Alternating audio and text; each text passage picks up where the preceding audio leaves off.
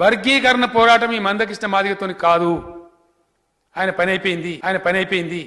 మరొక అస్తిత్వ ఉద్యమానికి నాయకత్వం వహిస్తున్న సోదరులు మందకృష్ణ మాదిగ గారు. ఎందుకంటే ఇవాళ ఇక్కడ మనం వర్గీకరణ గురించి మాట్లాడి కృష్ణమాదిగ గారి గురించి మాట్లాడకపోతే అది కరెక్ట్ కాదు అధ్యక్ష.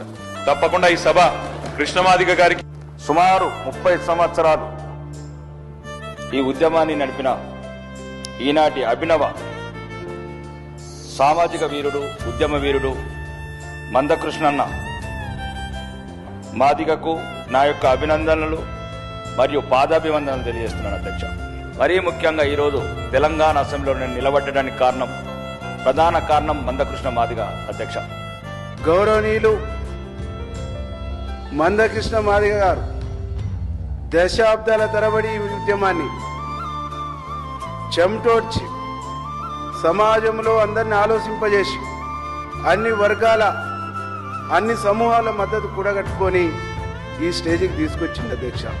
సభ నుండి మందకృష్ణ మాదిగ కూడా శుభాకాంక్షలు తెలపాలనుకుంటున్నాను. 30 ఏళ్లుగా 1994 నుండి మాదిగల కోసం ఏర్పడ్డటువంటి ఎంఆర్పిఎస్ నుండి మందకృష్ణ మాదిగ ఎంత కష్టపడ్డారు అధ్యక్ష.